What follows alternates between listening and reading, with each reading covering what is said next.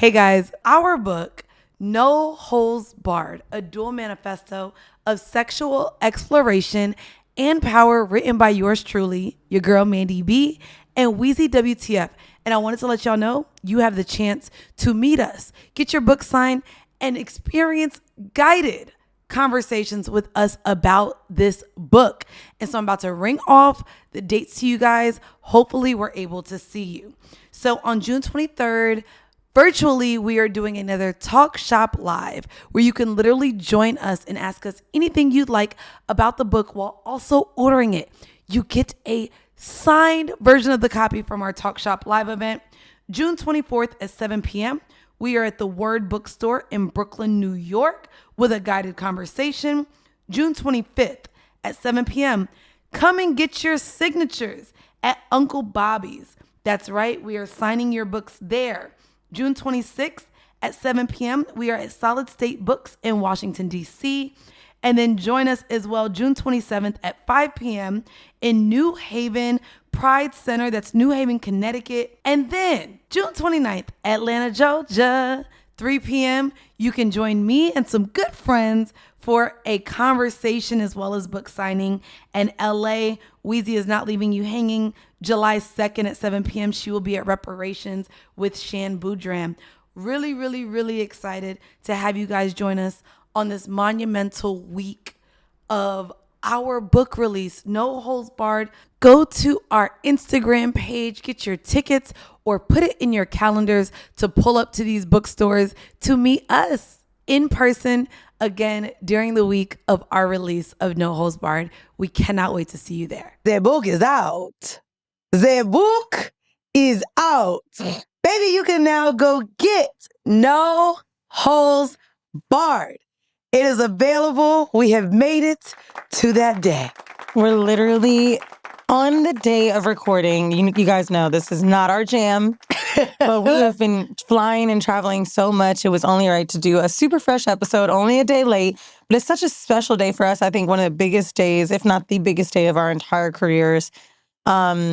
A friend of mine sent us the photo in Calabasas. First off, we've been pubbing all these Black-owned stores. Tell me why Calabasas put a book on the shelf early. Oh, in the not the whites got a book out early. First off, I was like, who's tricking on you in Calabasas? That's what I really wanted to know. You live in Calabasas. But it was amazing to see. And the person that sent it to me was like, yeah, it was right in the front. And I always, when I go to a bookstore and I see the books in the front, I always wonder why. Oh, who are they? Is it special? So it'll be so cool to just see everybody share. And please, we're reposting like crazy. We are reposting. Please, when you walk in a store and see it, tag us, because it's surreal to me. Like, I don't know. I never really thought for a second when we were writing the book that I could just be walking in and grabbing it and taking photos with it, like having a tangible thing in my hand. I didn't actually see it, the hard copy, until Mandii came to the south of France. So we just left. Yeah, we just left Cannes Lions. It's Cannes, y'all.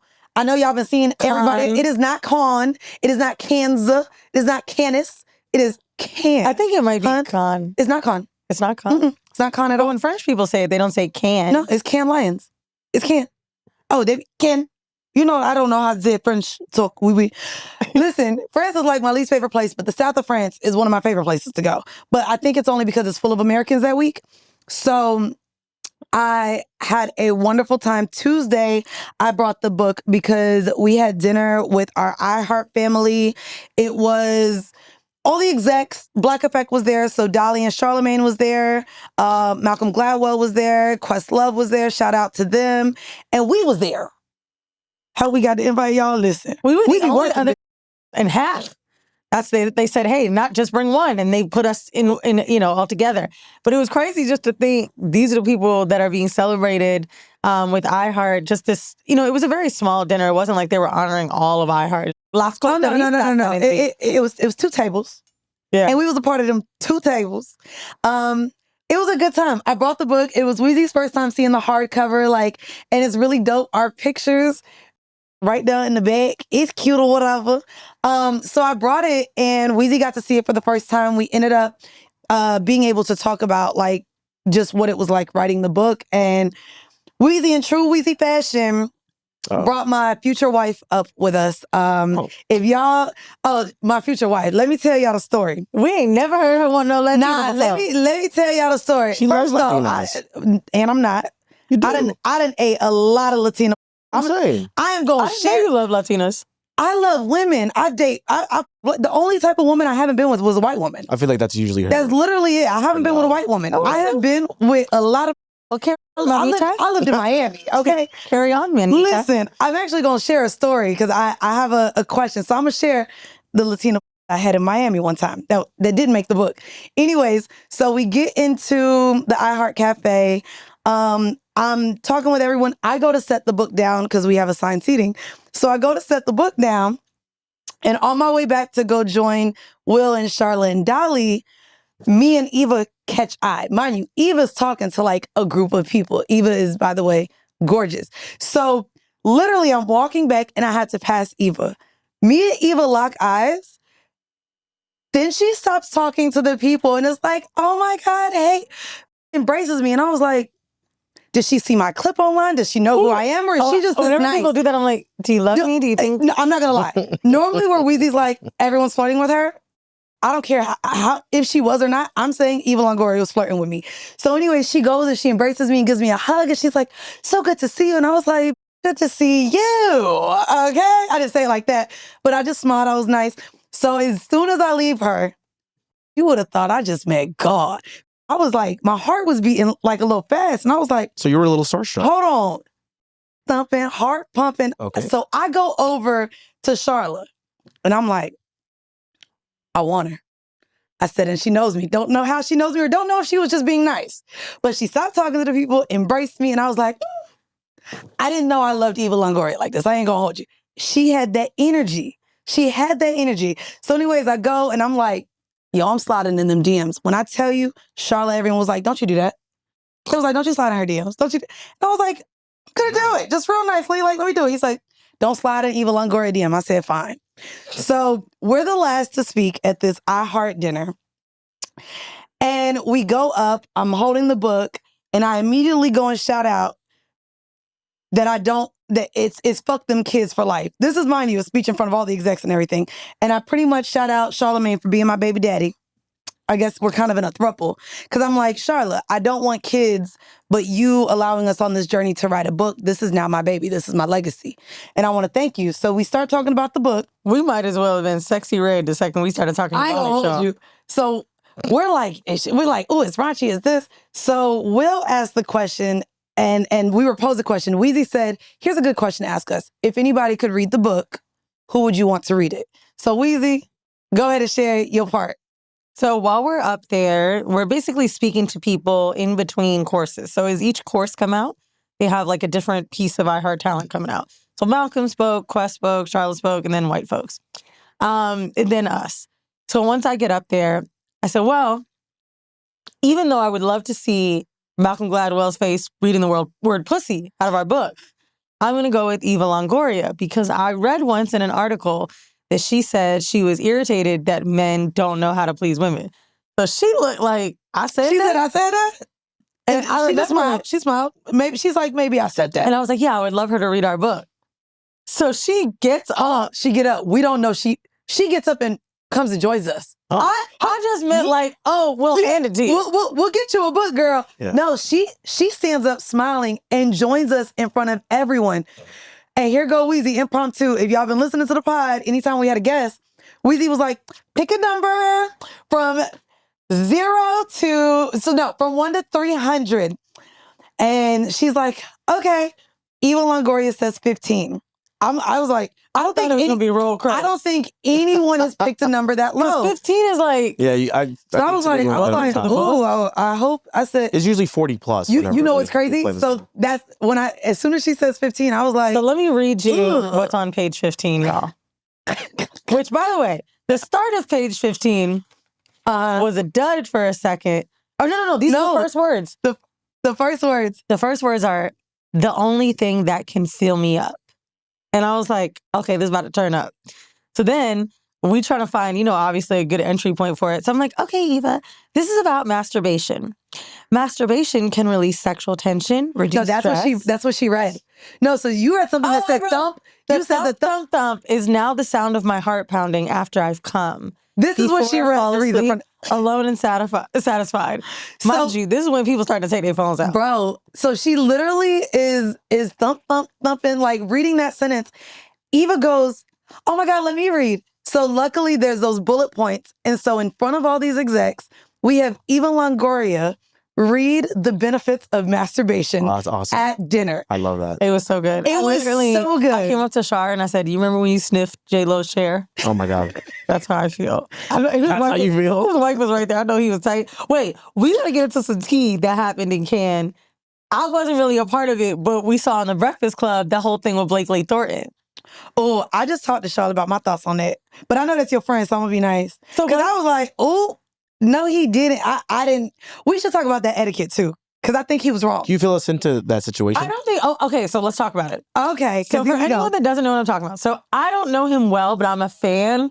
And I actually wanted to produce this pod back in the day. We were going to maybe figure out if he would make a solo one. Now, shout out to Blakely Thornton. He's a really dope influencer, and he covered the Met Gala carpet. That's how a lot of people recently found him. So, share the story. we were supposed to do their pod that week. That was whose podcast it was. Oh, so I don't know him. So, long story short, we are hanging out on Wednesday night in Cannes. Club quarantine, D-Nice's party. Oh no, his wife was like, I can't never get him to go out, but he might go to a D-Nice party. I'm like, fuck it, let's go out. We meet up, it's Debbie's Brown birthday, we have a little dinner. We walk across the street to Club Quarantine, which D-Nice does every year in Cannes. And basically he redoes his thing he did on IG. When we first walked in, it was a little bit old-headish. It was like, just oldies. I will say Mary J. Blige walked in, and that did pique my interest. I was like, oh. But it was just like, old niggas. But then it started getting young and cool. So for some reason, people were being brought to different tables. Mm-hmm. J.B. Smooth, for no one, if you don't know who that is, he was in Curb Your Enthusiasm. He's a black dude. Someone brought Lucky Day. Steve Stout came over. People kept being brought to Charlotte's section. Okay. Now, everything during Cannes Week, this Loin Week, is free. Except for bottle service. But all of the cocktails were free, right? But not bottle service. So that's where I'm like... It's very important. Okay. It is, but I don't know if I would have known that. So let me elaborate. Blakely did not walk into the section. He was brought into the section. Blakely, by the way, is a man. Just want to add that context. Mm-hmm. He was brought into the section. Again, I don't know why that was happening. He's not lying about that. Now, me and Nina Parker are sitting together. We're saying, hey, we're chatting it up with Blakely, whatever. Bottles come out. I didn't see this. I'm repeating what I heard. Mm-hmm. What Charlamagne and Blakely said on their Instagram. Uh-huh. Charlotte does buy bottles of Dom. And I remember he came over to me. He goes, what do you want to drink? He bought 3 at $2,400 a piece. Yes. He said, do you want vodka or tequila? I said, I'm not drinking. And matter of fact, because my man wants tequila, but don't even buy anything. We'll go to the bar. It's free. He just gets the Dom for him, Dolly, and his wife. Blakely has a toast with everybody. I don't see this because I really think Crystal Waters was on and I was in my house. Oh, that sounds amazing. So I get on my phone. I'm still in France and I'm seeing Charlemagne hit me like, I'm homophobic now? And I'm like, yes, what's going on? So Blakely basically is like, Charlotte said to me, you drinking my bottles, dog. And Blakely was wearing thigh-high boots. Yep. They were flat. They weren't heels. And he said he was being homophobic for doing that. After I hated this happened, he said, shout out to Weezy and Nina. And I was like, I'm not there. So Charlotte responded on the Breakfast Club. On Brilliant Idiots. Oh, the Breakfast Club. Well, I watched the Breakfast Club. I watched his Brilliant Idiots last week. He did a whole Brilliant Idiots. He was sitting with Jess and Envy, and basically he gave him Donkey of the Day. It wasn't like I don't think it was Donkey of the Day, but he was like, "How am I homophobic, etc." Blah blah blah. I agree. Blakely hit me like, "Yo, are you good? Like, are we good over this?" I'm like, "It was a Breakfast Club Court. That's Court. Okay." And I'm like, "Yeah. I mean, I think he was joking, but it didn't come off funny because Char really didn't know him at the time. And it got really awkward. in this whole exchange. Now, while he was there, I will say there were maybe 50 other people that came. People were walking in and out of Charlamagne's section. Maybe not 50, maybe 20. But anyone of influence, I guess they just kept getting sent over to the celebrity tables. And so I really will stand on believing he thought the bottle was free. However, I don't think that makes Charla a homophobe, even if it was a joke, for being like, I don't think it's ever a joke to and call for context, someone there maybe homophobic. only were 8 people in the section. So the here's section was not Here's my thing. big. Here's my thing. There is club etiquette. This is Charlemagne's table. Charlemagne is a man. Whether you are gay, straight, yellow, purple, whatever, if you are a man, you should not be reaching into another man's bottle section, pouring your own drink without putting in. Oh, I don't even think it's a man. Excuse me. Nope. Don't agree. I think fuck putting in. If you're going to be at someone's table, I don't give a fuck if you're the baddest bitch in the world. You ask, can I make myself a cocktail? No, either or, yes. Not speaking is awkward. And I think that that's the thing. On Brilliant Idiots, he led to the fact that even him saying your name on the clip, Charlamagne was like, Weezy didn't even introduce me to this guy. He comes over and as they're doing the toast, Charlotte's like, the waitress asked if it's okay for a drink. He said, yeah. He told him, this is my bottle. After he reached to make his own drink, which I agree. Like, bro, if you don't know nobody at this table, like you just reaching and making your own. And that's the thing, right?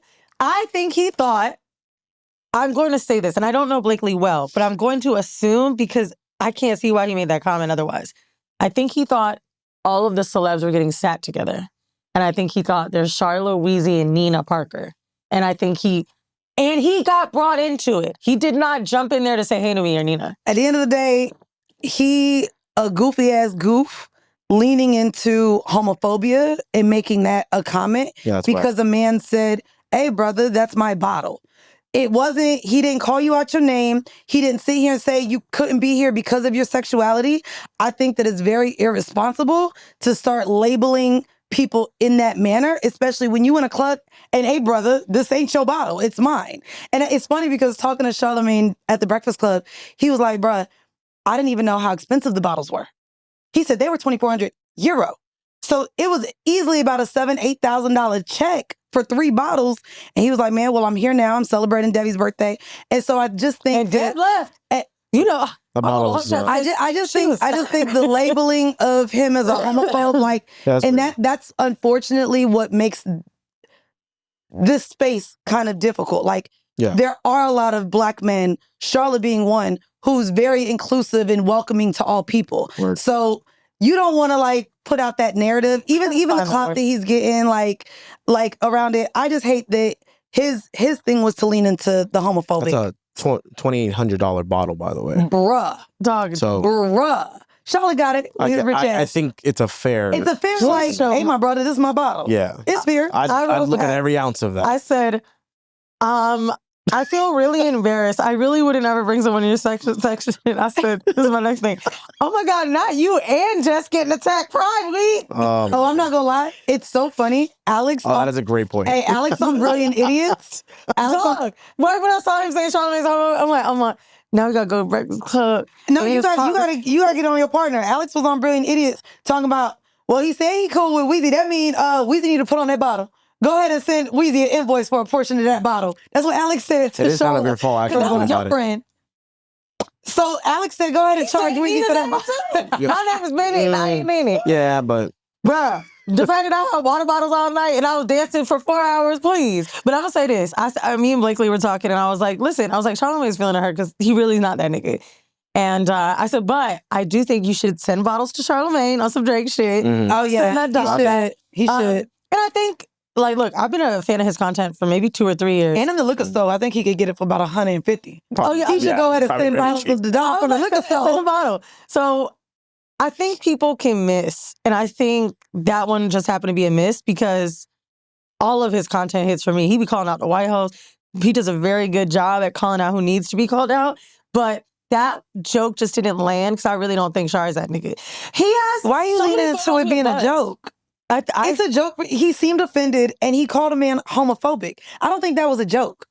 I mean, I'm hoping it was a joke. Okay. Because I wouldn't have spoken that And way. regardless if it was a joke, Because he made the That's joke never a about his joke. boots. you could take it out of life. You know what I mean? I'm a gay. He said something about his boots, and I'm just like, maybe that was it. But okay, so here I do want to talk about the free shit in Cannes a little bit because at one point, bitch, there was a whole day. I haven't had a day in a while. And I challenge everyone to do this day. I talk about this in our masterclass, which you can go get. It's free if you order the book before July 1st.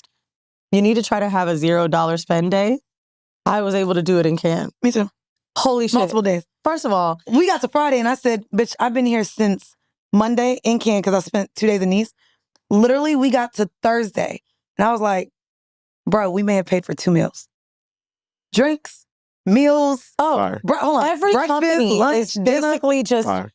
taking over every single portion of the beach, taking over a restaurant. And at what point, the IHeart Cafe, I'm thinking it's just the dinner Mandy and I were at. When I walked back in there, nope, steak treats All day. all day. And All then day. when the check didn't come, my nigga looking at me, he said, hold on. Let's go. And actually, we do want reposado. I don't want house to get. I got it again. Nigga, I couldn't believe it. I did want to talk about this little moment I had in Germany. So I told you, I don't know if I told you in person, that I saw Old Bay in Europe Yes, for the first you did. time in 2 years. I'm going to do a little solo episode on Patreon because we need that catch up. Nigga, him giving my man a hug and saying treat her well. Oh, we'll get into it. Anyway, Bruh. we'll get into it. We'll get into it. Well, I wanted to do a quick story about getting to Cannes. Because while these flight prices are pricing, while the weather is weathering, while we may be entering World War III and don't have access to go to other countries because shit keep getting on the ban list. Mm-hmm. So y'all know I live in Atlanta now. And so I was like, okay, where normally I got to add on the tail end. Last year I added on the tail end and did say Tropez and was like, ooh, well, this year I had to come back because I had to host Juneteenth on the East. Shout out to JB. Shout out to the entire city of Oklahoma City. Like, it was really dope. And now y'all are NBA champs as well. Hey. And so literally I'm like, okay, I'm going to leave Thursday. I'm going to get to Nice on Friday, so I'll have a day in Nice. And then Saturday, I'm going to do a day in Monaco. And then I'll head to Cannes on Sunday. Y'all, I get to the airport. My flight is at 8:50 p.m. on Thursday. It gets good. It gets good. This is a script, okay? I'm going to make this into a fucking sketch comedy. If Key and Peele was still on, I'd be like, hey, guys, I got one for you. So I get a direct flight from Atlanta to Nice. Not sure how. I was like, oh, thank God, because I did not want to do all the layovers in Europe. So I get a direct flight from Atlanta to Nice, leaving Thursday, getting in Friday at noon. I said, this is perfect. So I get to the airport, get there a little early, because my luggage is heavy. I'm bringing books. I'm like, this is a heavy goddamn luggage. So I get there early, go to the lounge. Flight gets delayed. I'm like, okay. It's supposed to be 8:50. It gets turned to 9:30. Okay, I get to the gate at 9:30. They're like, well, it's now 10:15. Okay. We start boarding. Get on the plane. I'm like, okay, good. We getting out of here now. I might get in at like 1 or 2, whatever. Get on the plane. I'm sitting here talking to the guy next to me. Cool ass white dude, tatted up. Bitch, he gives me the nude beach. I don't know how we got here to the nude beach, but clearly he saw it was one of those. He gives me the nude beach in Nice. I said, yo, we got to go to the nude beach. We sitting there talking, drinking our wine, getting ready to take off. I'm like, okay, let me put on a movie I could fall asleep to. I put on 10 Things I Hate About You. Oh, good movie. Such a good movie. None of them looked like high schoolers. I was like, whoa, how do we hear? Anyway, so I'm watching 10 Things I Hate About You. We go to take off. I'm like, okay. I fall asleep. Fall asleep in the middle of 10 Things I Hate About You. I get woken up by, okay, guys, we'll be going to the gate. Da-da-da-da. Please make sure you take everything off with you. I'm scared. I'm like, bro, did we have to land in another country? Like, what you mean we going to the gate? I'm like, I'm freaking out because, nigga, a bitch been asleep. Now, it is 1:30 in the morning. We never left goddamn Atlanta. We're going back to the gate because... How many hours was it from when it was taxiing? Well, the flight was already delayed by like 2 hours. And then I guess we were on the tarmac for about another hour and a half. Ooh. Like, weather was bad. That sucks. Yeah. So it's 1:30 in the morning. So we all get off And they're just telling us, hey guys, they'll let you know up details at the gate. Y'all, this is Delta, by the way. I preface that because what happened next made me question who the fuck I was flying. So we get out to the gate, and in the most Atlanta fashion, because we have no answers, she says, check in, hello. I'm just gonna let y'all know, because y'all crew ain't had the balls to tell you, literally, this is on the reason y'all ain't taking off tonight is because they didn't want to take the trip. They timed out and said they don't want to take the trip. So, let me tell y'all what's about to happen. It's 1:30 in the morning, which means we got to find y'all a new crew. The chances of that happening at 1:30 in the morning aren't very high. Give me 5 minutes, but do not come up here. Your crew chose not to take this flight. Give me 5 minutes. We're all sitting around and I'm like, okay. She said, give me 5 minutes. She come back on, no lie, 5 minutes later. All right, whatever number and email you use, there's a hotel voucher and food vouchers for y'all. Y'all gonna have to go stay in a hotel tonight because we don't think that y'all gonna be able to get out tonight. So I'm looking around and they're like, okay, well, none of us can leave because even if we get hotels for the night, we don't know what time we gotta be back to the airport. So the funniest thing happens, mind you, this is a direct flight to the south of France. I'm looking at people look at these hotels. It's the La Quinta. It's the Red Roof Inn. Oh, it's no. all, hold on. So see, and here goes Weezy. I can't stay there. Weezy. I can't stay there. So literally I'm across and they're like, what kind of hotels do they think we're going to stay at tonight? And I'm hearing all these bougie people. I get it though. Look at the list of, hold on. And then they give us 2 food vouchers, $12 a piece, and let us know, y'all better go. The only thing open right now is McDonald's and they about to close. 1:30 in the morning, McDonald's is the only thing open. And everyone's like, I'm not staying at these hotels. But mind you, it's 1:30 in the morning. So many of these hotels are already booked. We've got like 2 or 3 options. So I'm listening to all these bougie ass people complain about not wanting to stay at the La Quinta or the Holiday Inn. So then she comes back 5 minutes later. It is 2:00 in the morning. Because she says, hey guys, before we get a time that we can land, we have to call air traffic control. Because Nice is such a small airport, they only allow 1 flight a day. So we need approval to land this plane tomorrow. Holy shit. Bitch, she comes back. Flight's officially been canceled, y'all. Y'all got to figure out how to get there because they not allowing 2 planes to land tomorrow in Nice. So the desk is down the hall. Good luck, y'all. No. There's nothing she could do. She can't. So now it's 300 people. Literally at 2:30 in the morning. Hold on. You doing it too? Hold on. Oh, first off, I called the Diamond Line. I get booked on the next direct flight because that was premium. I got lucky. There was 1 seat left in premium, so there was no extra charge. She put me on. That's good. I looked up. Here go Atlanta Airport. I'm in the international terminal. So y'all already sending people to hotels. Everyone's on the phone or lined up, and it's 300 people. The fucking trains are down. It is a 23-minute walk. AirTran? Oh, shit. So not only do... Wow. Bro, it is a 23-minute walk. Oh my God. From Terminal E to motherfucking ground transportation. Yeah, it's not fun at all. And then you got to call an Uber at 2:30. When I tell you, so on the way, walking on the way there, I'm like, well, let me call my hotel in Nice because they better give me a refund because I ain't gonna make it there. Delta be covering it. Oh, no. Well, I would do a flip plan. I'm platinum with Bear. So they said, no worries. I'll just modify the reservation. Marriott was great. And so I'm walking and I'm like, wow, the growth. Normally I would have been pissed. My blood pressure would have been high. I would have been like just miserable. And as I'm walking them 23 minutes down all the goddamn terminals at the Atlanta airport, I'm like, girl, you came so far. I'm talking to myself at this point. It's 3:00 in the morning.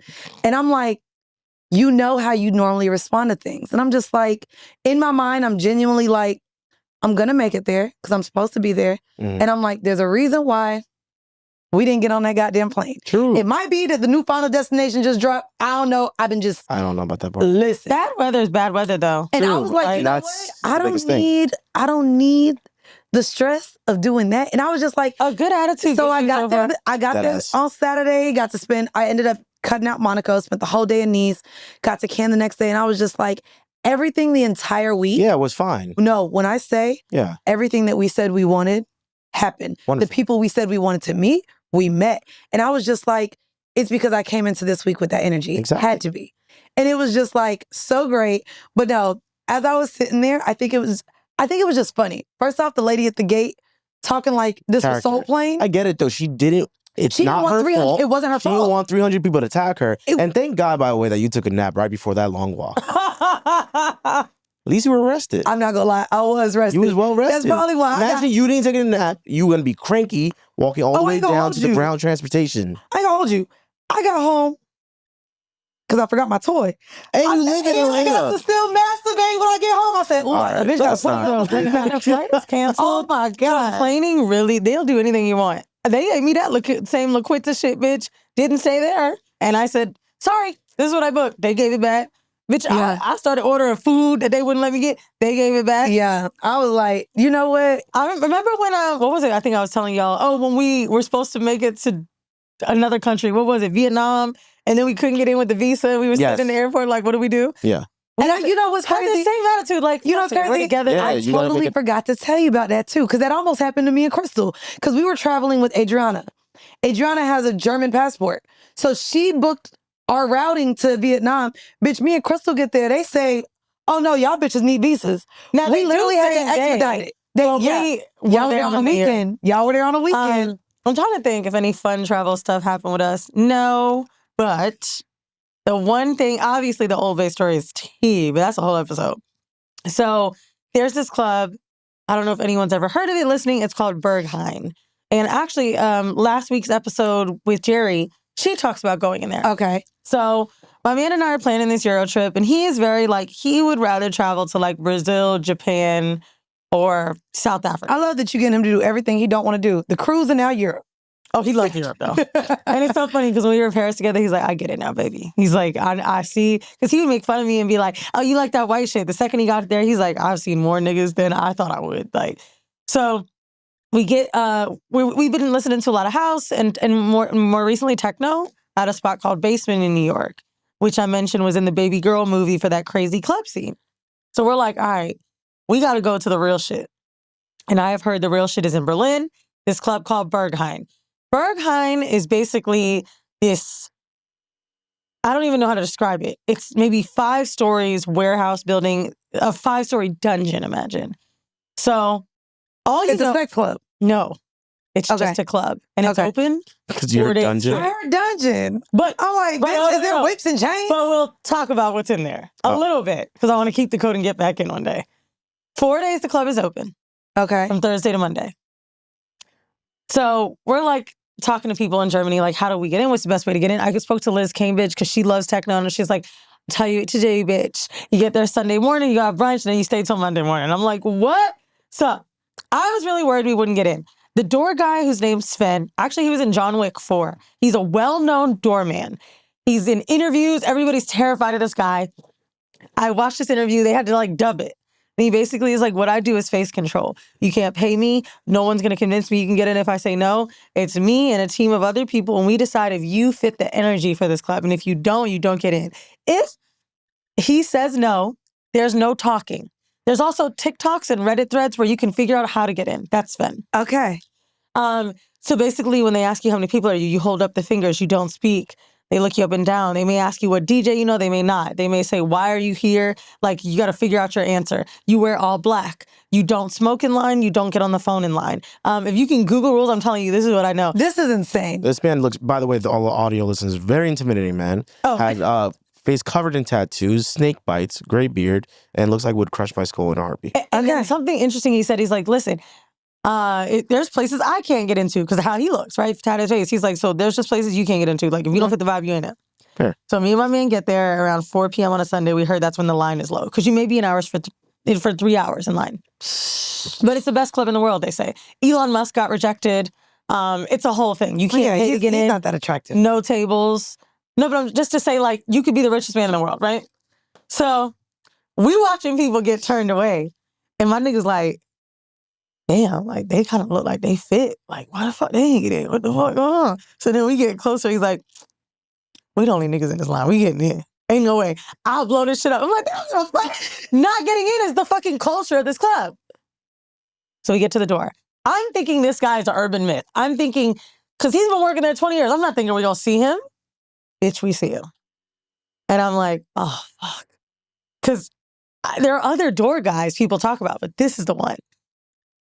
My man's wearing black pants, thick, chunky, like those big Bottega boots, and just some cool shit. He got his shirt open a little bit, so you might see a little nipple ring. I was just wearing all black and leather. So the door guys look at us, say, how many? They look us up and down.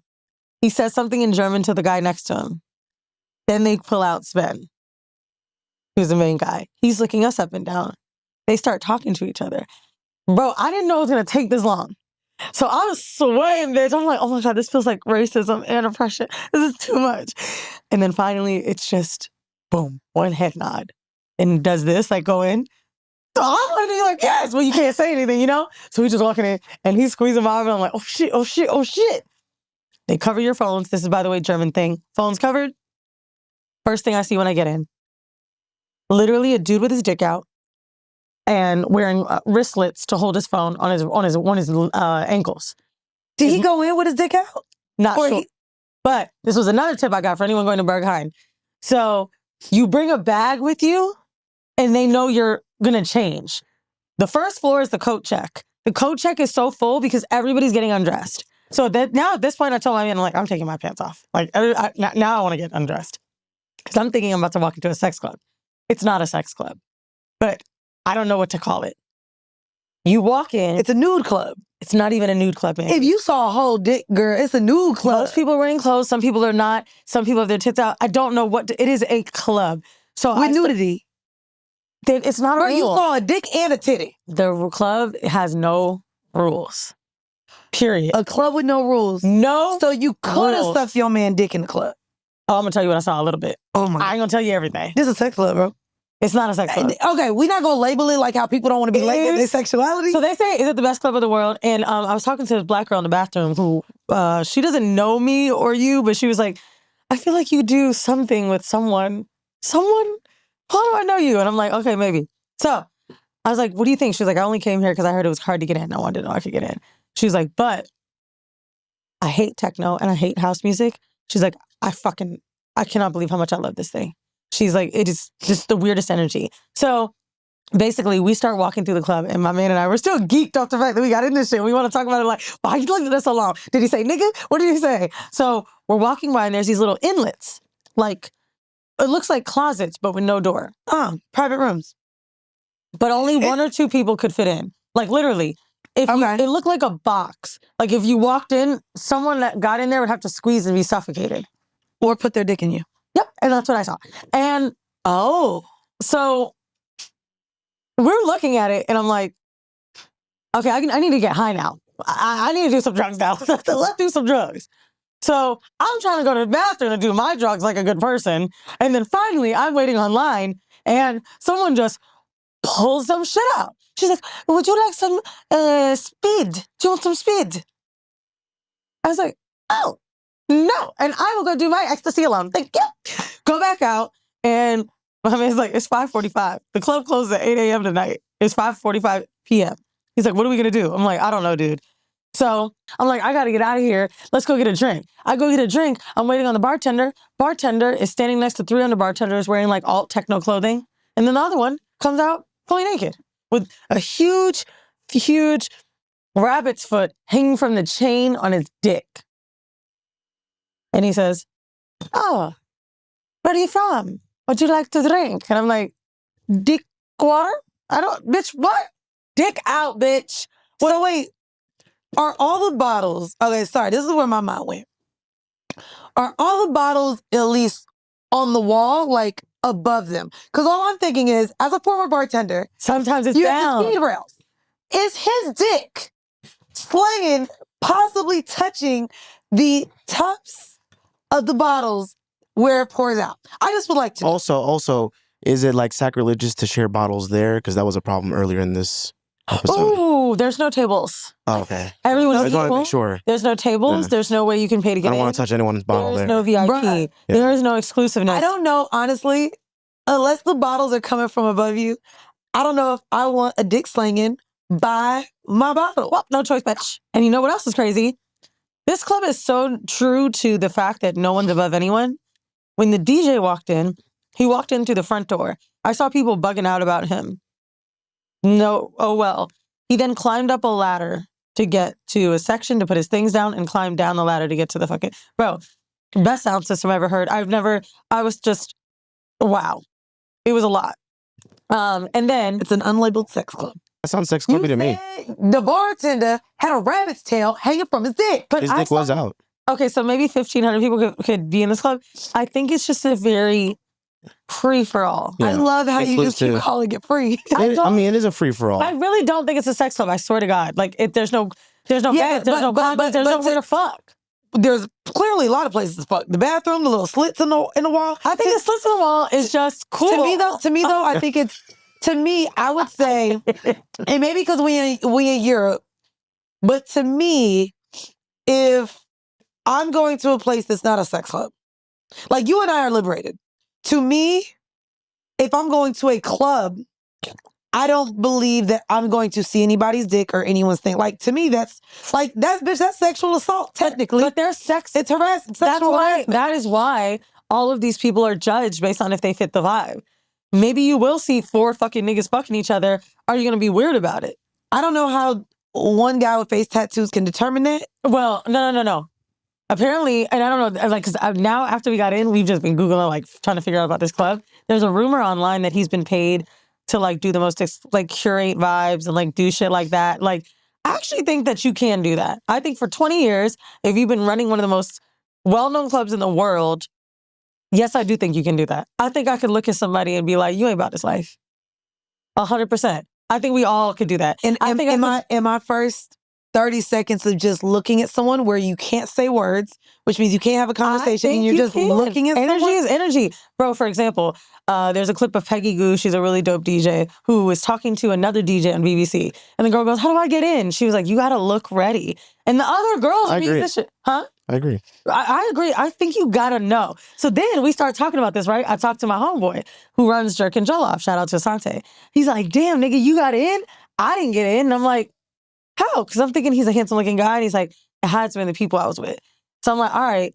Now, I don't think he means black shit. I think he means he throws an Afrobeats party, basically, right? Afrobeats and dancehall. So if you're bringing niggas from the club with you, how are they dressed? Are they dressed in just like regular hood shit? Like, what they looking like? Yeah. Because you really got to fit the bill for people that like this music, for people that do this. Like, you can't look like a first timer. And I heard them say to the guy before us, have you been here before?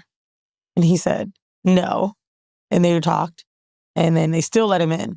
But he kind of had a little vibe. The vibe, yeah. And I think that if more people did this, instead of being, for example, Little Sisters, a door in New York that a lot of people can't get into. They're known notoriously for letting in skinny model girls, and it's turned into this whole cool kids culture. But it used to be a cool club, but it's not really anymore. What if it was just based off people that looked like they were ready to fucking dance? And that were cool, not hot, cool, fat, whatever, short, just a cool motherfucker. Instead of skinny, model, white. You would actually have a cool club. I think even cool is subjective. I do want to shout out to OKC because I found out that they do something called an unction, and it's a 30 and up crowd. You cannot get in unless you are 30 plus. Damn. And she's 27, so she was like, "Ooh, you got to be 30." And she said it like it was real old. And I was like, "Oh, did you go?" I didn't. I was so tired. I had just landed from France, had to go from France to OKC, hosted the whole festival. I was like, ain't no way I'm making it out. But she was telling me about the unction. And I said, yo, I love that name. And what I'm realizing too is 30 and up crowds are loving R&B. It's why almost the only time I go out, even in Atlanta, we looking for the R&B parties. And I'm like, damn, that's a good name. I said, because I like a little 30 and up crowd. Although, I do like my YNs too. Mm. But the YNs in the South dress a little too YN-ish for me. Oh, I think the YNs everywhere do. And you know what? I learned that in London. The YN, the fashion scene in sense. drill hood, like that culture of like drill, like dog, that Hate it. Central C look. Let me tell you something. Hate it. Crossing the street. Hate it. Not crossing the street. Not Mandii, I don't like them. I'm walking down the Lower East Side. Yo, I'm sorry if I sound like a fucking Karen. Me and my nigga are mid-30s. The other day, we saw some niggas. We were walking in. I said, "Get them out of here. Go left. I don't want to." He laughed. He's like, "You said?" I'm like, 8 niggas bunched up. 14 years old after school with cigarettes and marijuana. Get him out. And marijuana. Hell no. I ain't gonna hold you. To me, it's not fashion. I hate it. The jeans are, and here's my problem with the YN fashion in Atlanta. Like, me and my friend now have a game where when we go out, we literally try to decipher who's hetero and who's not. The YN look is a mix between, yes, real hood, but in Atlanta, they bedazzle shit. That's cute. And they wear shit. No, and then it be crop top. Like, it go right there. So I'm like, you got the crop top. But YN to me in my head is like that. Hold on, no. Let me finish. So it'll be bedazzled, tight, with the crop top, and then still a ski mask. It's 90 degrees. Oh, that's okay. For Atlanta, that's what that is? Wow. Bro, it's the white. It looks like that's confusing. For my life with these. These are the way that look like the way the drill rappers, the way the drill rappers dress. Don't like it. Like, I don't like it either. Dude, I went to, me don't like it. Me don't like it. I went to Paris for Fête de la Musique. It's this thing I ran into on accident. It's basically just music day. It started in the 70s where free concerts were all over the streets in France, and now it's turned into people could just play music from their homes. Like, you basically follow the street to different sounds. It's so much fun. So my homeboy invites me to this party. Me and my nigga about to pull up. I want to say it was sponsored by Snipes or Nike, and it's free, right? We got up there. I see 30 niggas with Travis Scott braids and Nike Tech. I said, we're not going to they're going to be shooting. We are not going. Wow. Bitch, I'm going to the That's crazy. shit. I'm going to Daily Paper, bitch. I'm going to motherfucking Everyday People. I am not going to that shit. Y'all niggas ain't going to be trying to kill me, ho. It's funny. I've been trying to figure out where to go in Atlanta because it's a mix. I do want to go where the YNs are. Not the ones that dress like the YNs, but y'all know I like me a little YN. So I've been trying to go there. And then also the mature crowd. So been hitting the cigar bars. So it's like been interesting trying to figure out where the hell just to go out where, yeah. What a funk like, to be in. People, makes sense. Yeah. Anyways, let's get into y'all. We are now authors. We authors, baby. Congratulations. We're going to get into a little bit of the book to share with y'all some things, talk about it, and really hopefully get y'all just as excited as we are that the book is now out, that you get to read all the things we shared. We be vulnerable on the podcast, but we even more vulnerable in the book. And listen, you may just be a listener that doesn't really care about reading anything about us. You don't need to care about Mandii and Weezy to read this. It's really that good of a book. I will say different compliments I've received from this book. Last night when Shar hit me, he said, everyone that loved Zane will love this book. One of my other homegirls said, I kind of feel like I'm reading a self-help book for help that I didn't ask for, but now I kind of like it. Like, I like reading about tips about BDSM. She's like, I like reading about these heartbreak tips. She's like, I feel like I'm married, but just reading on how I should have done things feels good.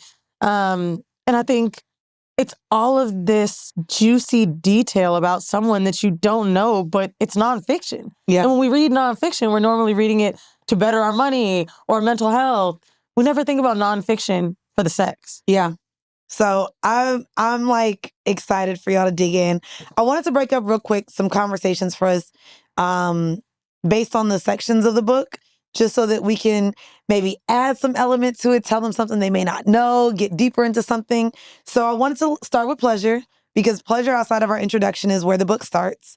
And so for pleasure, I wanted you to share your favorite moment in the book from this section. It could be a sentence, a tip, or a specific story about a certain person. So for me specifically, my 3 chapters in the pleasure portion are about masturbation, being a unicorn on vacation, and anal sex. Which I love. Y'all actually had something to do with that chapter title. We literally leaned into something that was said on the podcast when Vinny joined us. Can I put it back there? That's the title of that chapter. But I wanted to actually add, because this is a story told on the podcast. Y'all remember when I took my solo trip to Mexico and became a unicorn for a couple. And it was just super wonderful.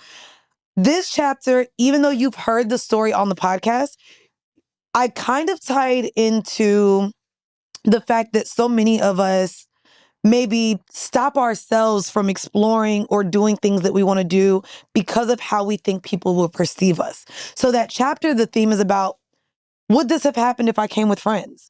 Would this have happened if I was thinking too much about what the people on the boat would have thought about me for staying on this island with strangers? Would I have got to experience this dope ass experience of a weekend had I let what public perception would have took about this experience from me? And so I really lean into, hopefully the reader from that, reading that chapter, the reader gets that, damn, how many times did I not shoot my shot because I was in fear of rejection? How many times did I not date this person because I just knew my friends wouldn't like him or my mama wouldn't like him? And I want to make all those people happy instead of choosing my own happiness first. So that was like, I would say, my favorite chapter of the pleasure section, but also the theme that I was able to bring around a story that y'all already heard on the pod. I think the pain section will be people's favorite because it jumps around. Oh, no, I wanted to get to pain too. No, I know. I'm just saying. But I think the pleasure, starting with the pleasure is really fun because when you pick up a book like this, that's what you expect to read. I think for me, one that I haven't really discussed, the safety chapter, you don't really hear me talk a lot about, but I'm thinking about it because we did the Breakfast Club this morning. And I kind of forgot about how necessary it is for... So in the safety chapter, I reference needing a devil and an angel on your shoulder. Mine is Vinny and Brianda. And I know if I'm about to do some crazy shit, I'm going to call Vinny. And he going to be like, bitch, go fuck that nigga. Brianda be like, oh my goodness. Okay, well, I'm here. She'll never tell me no. She'll never judge. And I think surrounding yourself with that community, in your pleasure-seeking journey, there does need to be someone else other than you. Because a lot of the inner turmoil I'd experienced with sexuality was because I didn't have anyone to relate to. And many times, people kind of shame you for it, or you feel like they're going to talk behind your back. Many of us have a group of a few friends. And I actually just recently said, I don't know if you've had this experience recently, but it's such a good place of comfort. My homegirls are in a group chat with me, and I was telling them something dumb I did, and they were about to go to lunch. I was like, I know y'all hoes about to talk about me, and they were like, LOL. And we are, with a smile.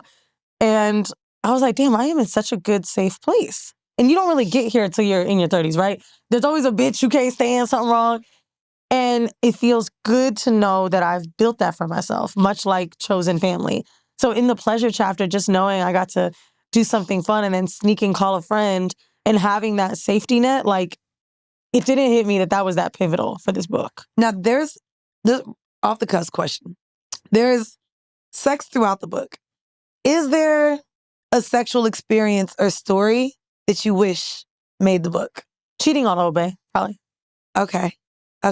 For me, I think, and I question myself. Y'all know I told y'all the story about the editor not allowing me to be the bisexual bitch that I am. Yeah. And so I did at one point want to make a story about my frivolous casual sex with women, because back in Miami, and it's so funny because this story I don't remember who I was talking to. I think I was talking to somebody. Where were you going to put it? No, it would have been a new story. It would have been a new chapter. But I remember having this conversation about what the club scene is like now.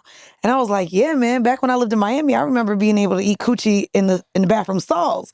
They were like, wait, how did you eat pussy in the bathroom stalls? I said, yo, I did it twice. No, maybe 3 times. Twice in Play. Well, okay. I did it twice in Play. Once at Jerry's. If y'all know Jerry's, if y'all in your 30s, Jerry's was the diner on South Beach that is no longer open.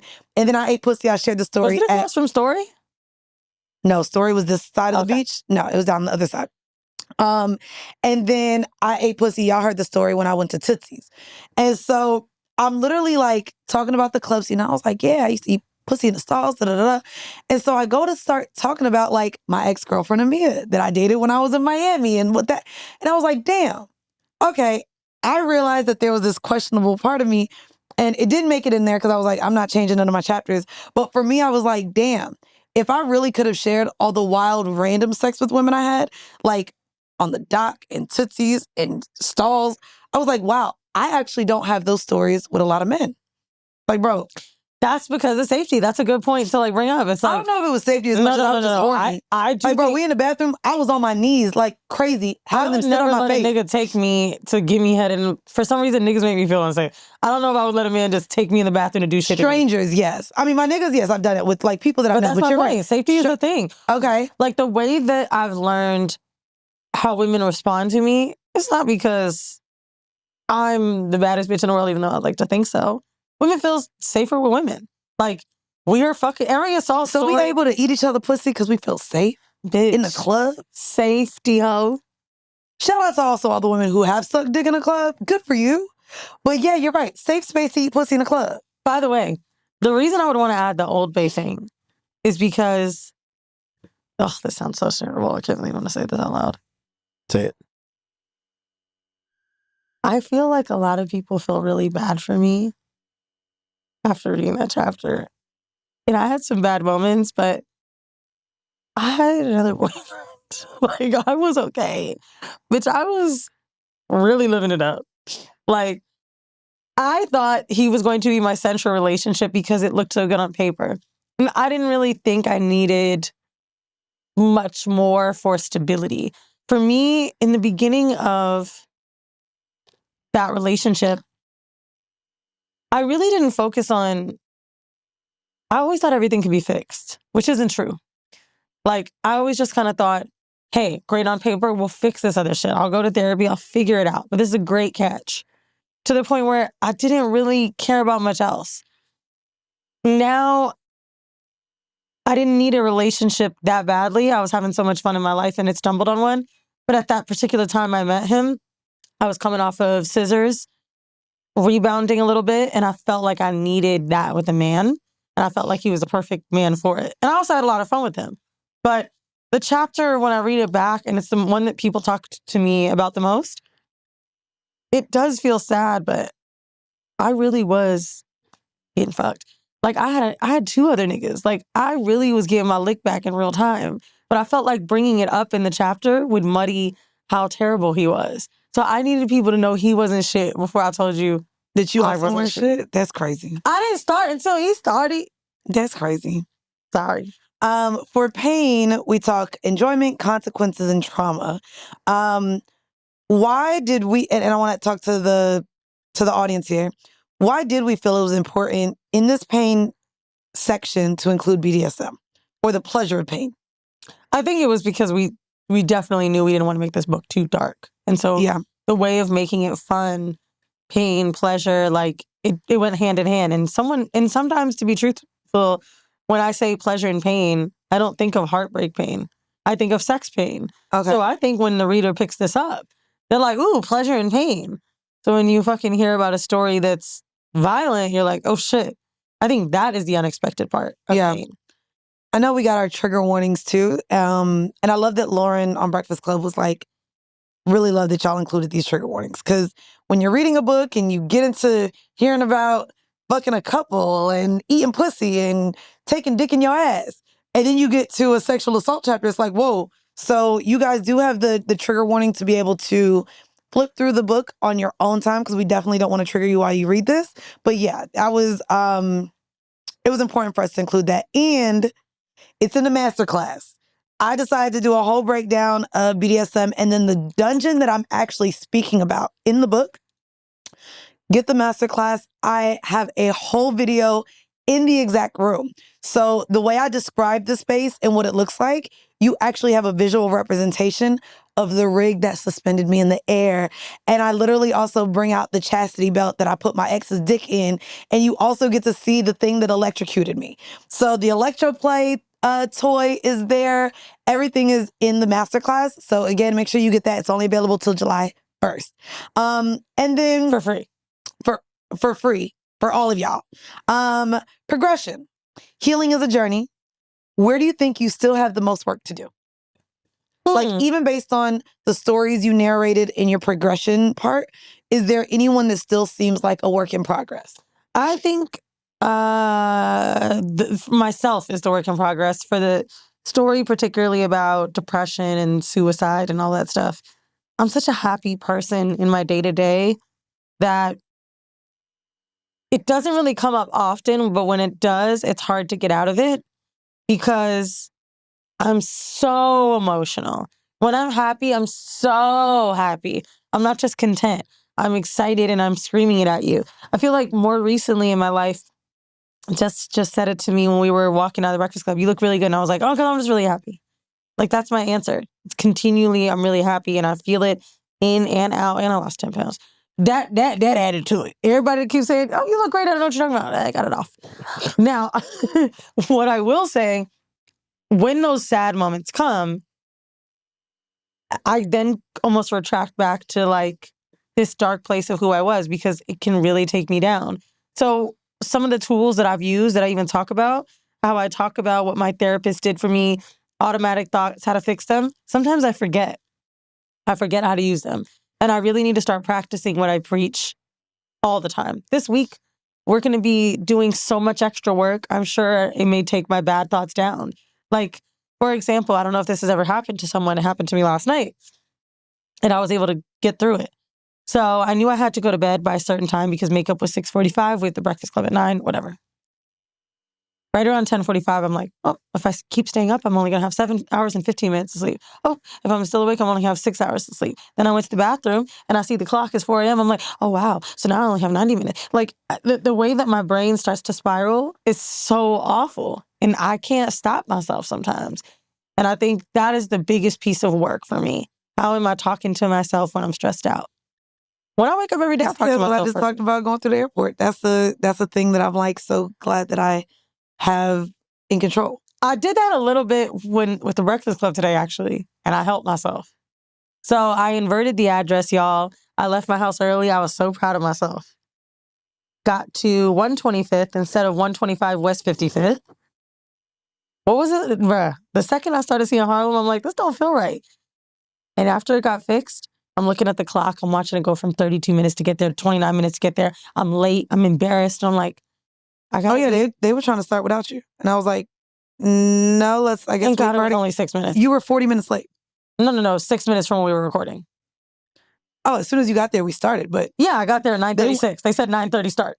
no. They were supposed to ready. start at 9? They were ready to go at 9. Oh no. They were ready to go at 9. Well, I'm glad I didn't know that. It would have gave me anxiety. But Yep. I literally had to say to myself, this is a mistake. It happened. If I start to get upset, then it's going to throw the vibe out with the both of us. It's going to read on my face. I'm not going to be able to help talk about this book because I'm going to be so overworked and upset. I can't think about it. I made a mistake. I got to accept my fate. I'm going to get there. It's going to be great. Everything will be okay. Like, it's tough because we are our biggest critic. And I'm about to tear myself up in the car and fuck all this shit up, fuck all this energy up, not just for myself, but everybody else around me. So like, yeah, my thoughts get dark, dude.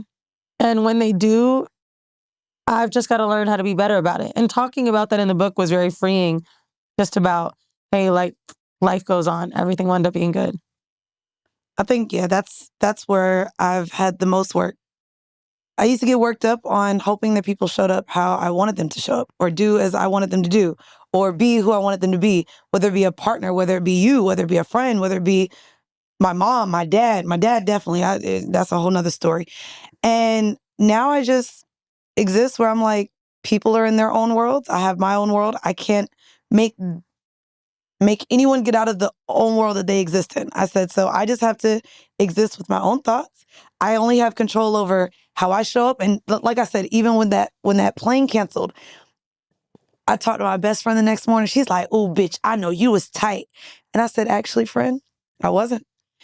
Everything that happened was completely out of my control. And I said, the only thing that I could control was how I felt in the moment. And I said, at that moment, I made the decision, you're not going to be mad. There was nothing you could do. You're going to get home. You're going to go to sleep. You're going to take the flight tomorrow. And hopefully everything works out. And that's been such a freeing thing to get to. Like, I used to be in therapy like, I don't understand, like, why this? And I would just get so upset that things didn't happen the way I thought everything should happen. And now that I just be like, okay, well, there's nothing you can do. Don't even get mad at this person. Just allow them to be who they are. You are who you are. You can only control who you are. How do you want to be today? Do you want to be upset? Do you want your energy to be off? Do you want to be nasty? Because if you don't want to be those things, show up the way that like allows you to have a good day. And you gotta think And when I too, tell like, you, boy, when that's you're good having money. a good day, everything just kind of works out. Like, I talked about this before, bringing up the manifestation visualization rituals I did on the masterclass. But like, in my story, I'm headed to the airport. I had to leave earlier because I had a meeting. So my man is still in bed on our original flight, but I had to get to New York, and I'm tight because we went out the night before and we're all cuddled up and I got to get up at 6 a.m. I'm on the way to the airport, Mandii. I'm not even joking. The Uber driver says, excuse me, one moment. And he points to the wheel of his car, like outside. And I'm like, okay, one moment. He starts to blow up his shit with a little bike pump. I'm like, dog, I'm fucking late. I'm already in a bad mood because I lost my first class seat because I switched my flight. This is total rich people problems. And let me tell you something. I don't care. This flight, I paid for my seat on because I said, hey, Mandii and I are doing the Breakfast Club right after this trip, and we have press every single day. I'm going to spend this money on my seat because I deserve to lay down. Lost the seat because I had to fucking leave early. So, fucking tire, boom, blows out. Then on the highway, tire goes out again. I got to get another Uber. 13 minutes to get this other Uber. It's me and the luggage. While I'm rolling the luggage to the car, there was so much cobblestone, boop, wheel falls off. Wheel falls off. Bitch, now I'm lugging 60-pound bag, stressed, Mandii. Just, get to the airport. Flight is at 9:30. I'm there at 8:27. The bag don't go on if it's not an hour before. I run, I get there. My seat was 34J. Not lying to you. Get to the thing. She hands me my ticket. There's 4A on the ticket. And I'm like, oh my God. And she goes, I guess people didn't make it. So you got to upgrade it to first class. Nigga, I paid $600 for that seat. Do you know how much I paid for the one before? 47. I was like, dog, this is just good karma. Because you know what my text message was to my man about the flight? Fuck it. I said, this is shitty. I'm in a hot-ass car. This nigga ain't got AC. It's my second car I had to grab on the highway. And I wrote, but goddamn, I had a great time. Life is good. Book comes out tomorrow. Boom. The way that we are starting to move through life, I don't know if it's something we could have done in the beginning of the show. No. I've had a chip on my shoulder about so many things. I've had so much anger, so much confusion. Why isn't it happening to me? It's just letting that shit go. Like, life is good. I'm going to be tired this week. You're going to get on my nerves. I'm going to get on your nerves. Absolutely. Damn, all right. I mean, it already happened. You know timeliness. I'm at the thing. She's like, girl, I went to Harlem. I switched the address 24 minutes away. I'm like, and the thing is, so I was just like, but you know, I'm a silent person. I'm like, we got a long week. Yeah. She gonna get here. Yeah. And I literally was like, and I got anxiety to tell Mandii that because I know how she feels about time, let alone fucking Charlemagne and Breakfast Club. and it's our first thing I don't want to of the start week. this day bad. And I hate that that's the first place my brain went. But it's like, what can you do, man? You gotta just be happy. And at the end of the day, this shit just came out. I fucked up, but guess what? We still did the Breakfast Club. It sucks. I was late, but this just happened. Like, I really want to just feel good about my life instead of putting myself in this I hate everything mode. Every flight goes through turbulence. Like, you gotta go through shit. Not every flight.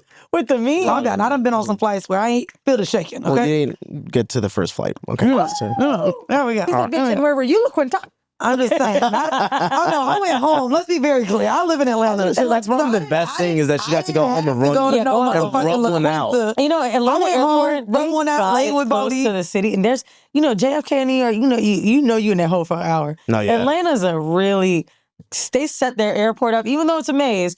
It's convenient to the city. That is one thing that Atlanta has. Not when the train's not working. I was about to say, or not if you got to go on the outskirts. I just happen to live centrally, but yeah, no, that shit is. I don't know about that. Where do people live?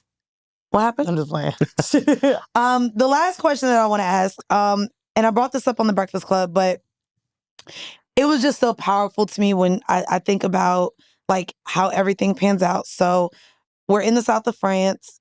The last thing that I do for my trip, I went to like this beautiful villa. It's funny because I'm so American. I kept calling it the Strip, but it's the Questet. I'm sorry? I was calling it the strip, like Miami, the Questet. Okay. But I was like, yeah, on the Strip. because that's what we used to call South Beach. Basically, So- the beach is a really long road. Maybe it's like a mile and a half. You have all the restaurants and you have all the shops. So it why looked don't like we call South it a Beach to me. strip? I call it a strip. It looked like South Beach to me, just in the south of France. So I go to this thing. Shout out to Sharon. I was invited. She was on my flight, saw me sitting down. I got invited to do this salon culture conversation, and it was just really dope. What's the company? It's salon culture Salon conversation. Culture. Salon culture conversation. Because everybody I- hosts something. And I go to this villa up in, oh my God, it's so gorgeous. And we get to this last thing. It's like a kind of, relaxing thing for the end of the week. And this lady comes up and starts talking, and her tone, everything was just so beautiful. And she has this bag that she starts handing around. She's like, pull out a card. People start pulling out cards.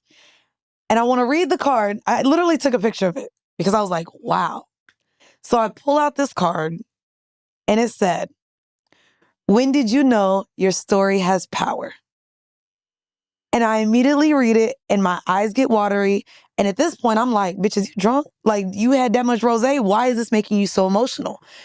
And it made me so emotional because immediately I'm like, my story is right here in this book.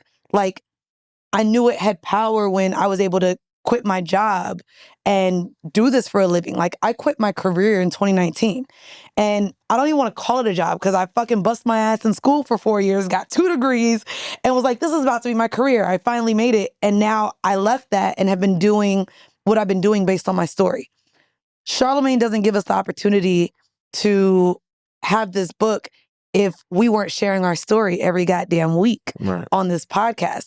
And so when I read that card in front of, there was probably maybe 20, 25 other people there, and I start sharing about this book and like what it has meant over the last year and a half to write it, what it's meant over the last 8 years to be on a podcast and share it. And right before coming to this event, I'm at the Martinez on the Strip, and this girl comes up and is like, Mandii, it's you. Her eyes start watering. And she's like this, like, she's like, I don't want to cry. I just want you to know that you helped me get through a really dark time with a breakup.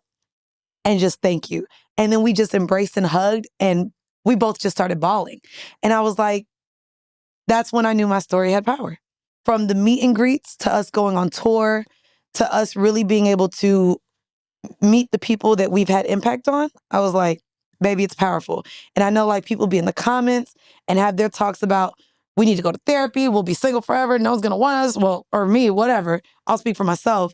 It's just really, it meant so much to not only pull this card, but get that story right before it. And now all week we get to talk about our goddamn stories in a motherfucking book.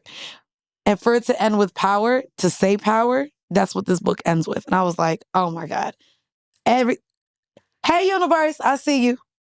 And it's just been that. Everything has been like so amazing. So y'all getting the book this week, we're putting it in the air.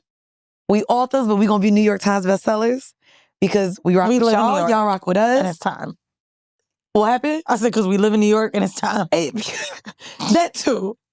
But I'm just really excited about this book. And I don't know if you have a different story, but I wanted to literally end the I think we pod should with end that. on that. I think it's... How did you know your story has power?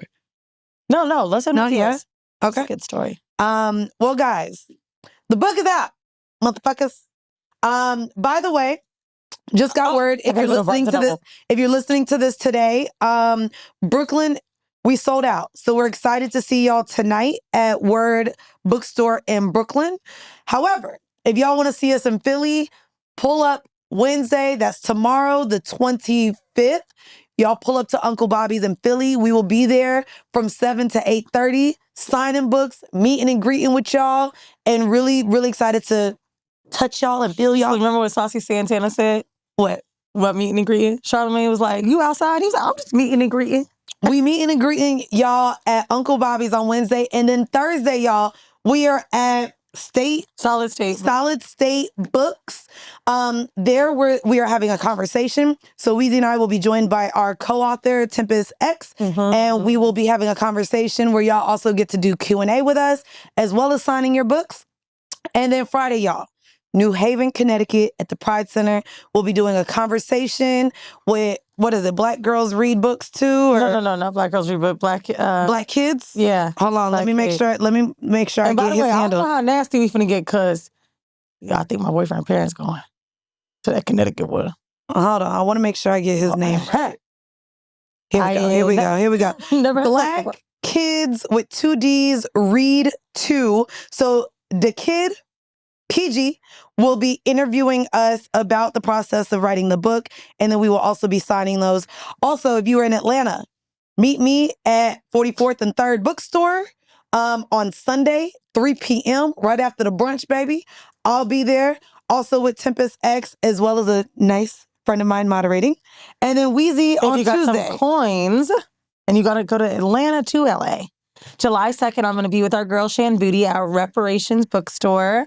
Shan's going to be interviewing me, but I thought it might be fun because my mom is there. Oh, that'll be fun. Do a little second since she went viral for talking about stroking. A man at Ralph's on Wilshire asked her about that. That's crazy. That is a grocery store for no one that knows. My mom said, everyone loves that. And then guess what? Really, really, really excited to let y'all know. Bitch, we will be at Essence Festival. We going to motherfucking New Orleans, baby. There we go. Well, I want to wait till you sit down so I can shout out our sponsor. Shout out to AT&T Driven Black Stage. Not only are they bringing us at the Driven Black Stage, we will be sitting with the Candy Burris.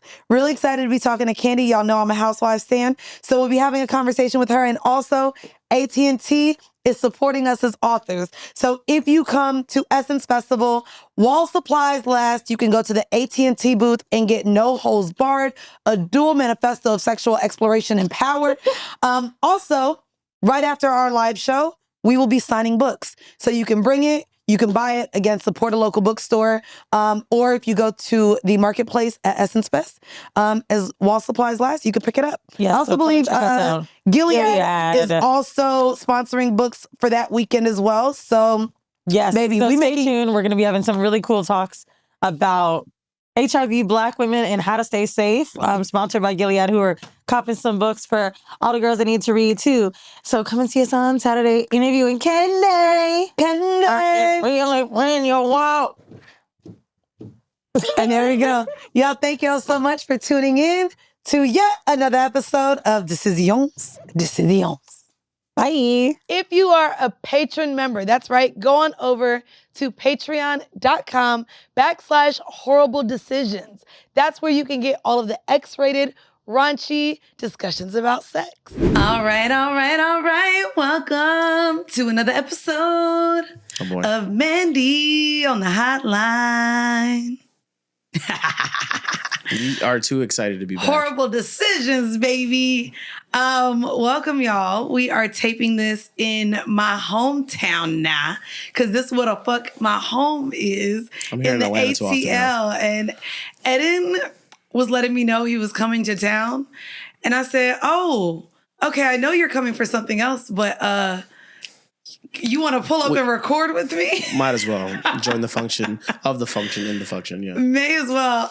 Y'all don't even want to know. This motherfucker done brought me a Truly so that I could be as lit as him, because he is. We're trying to match energies being today. Lit. Mind you, he hits me and says, I'm bringing you a Truly. And I'm like, nigga, I got the tequila soda. She already had a drink. I didn't even have to do anything. This is my cup.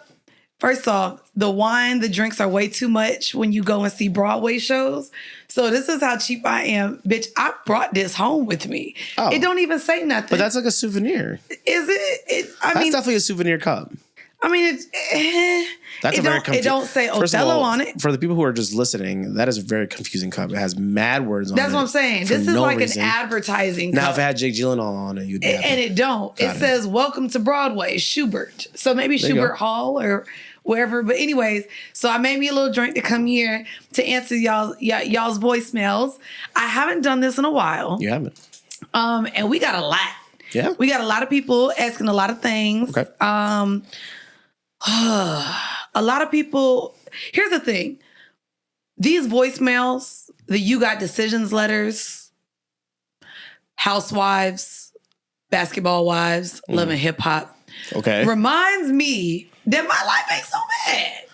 Like, I be complaining about shit. I be like, having issues with maybe, how people say things or people being late or not doing what they supposed to do. Yeah. But when I read y'all stuff and when I watch the stuff on TV, I'm like, you know what? My life is so easy breezy. It's not too bad, I love it. You're chilling. You just came back from a beautiful I just got back from Malta. Let me tell y'all too real quick. Because I ain't going to do this on the town hall. I got some other tea for the town hall. Oh, boy. That is crazy. Which, by the way, by the time this airs, y'all will have heard the crazy tea. Actually, you know what? Because I know this is dropping after the town hall, God. I would love to get your initial reaction. on it. Do you want me to bleep it? No, because this is going to come out after. All the Okay. town hall people have already heard it. This does not need to be made a clip because I'm sharing this for town GB, hall don't make this a on clip. purpose. Okay. Have you been in the news of all the tea that's happening with all the shit? Girl, that was the most generic, general thing. I'm so lit right now that you saying that confused the hell out of me. Okay. Did you see the headline of the billionaire that is divorcing his 32-year-old lover? No, but And they don't have a prenup? ooh, Okay. no. So okay, here we go. So Hollywood mogul David Geffen, who's 82, by the way, Yes. won't God. have to part with much of his fortune. And his divorce. Wait, Let me see how much. Are these two men? These are two men. Oh, shit. These are two men. Okay, so real quick, you want to know the tea about it? Me and him had sex. Of course you did. Which one is what I'm No, asking? not the 82-year-old man. I don't know, girl. So the 32-year-old is actually, if y'all go back into the Horrible Decisions archive, there is a guy that I mentioned was a model that I fucked. He introduced me to poppers. Go figure, right? I've done poppers before. Well, It's he weird. introduced me to poppers. Yeah. Fucked me to oblivion. That's good. Broke my bed. Oh, That's how much we fucked on. that's great. And then what's crazy is I had mentioned, because I watch gay porn, Cool. I had seen him in a gay porn video. So if you guys go back to the past, I think I remember hearing that. bro, I've shared this on the podcast have? that I Oh, was shit. dating a model and I ended up seeing him in a porn. And I don't think he knew that I watched think gay you porn. mentioned that the last time we were here. Did I? No. Yes, I think you did. No. I'm pretty certain. This just came out while I was in no, Malta. I'm talking about you fucking the dude that showed up in the gay porn. Yeah, Yes. it's possible. Yes. Anyways, when I saw the headlines of this man, I was like, His oh, whole bitch. picture, by the way. Oh, yeah, I know. Oh, his whole face is on there. He had one of the best bodies ever. Shouts to him. Like, all he does is work out, but clearly it's so that he could bag billionaire old men. David Geffen. And his name is not in there, but they call him a 32-year-old. No,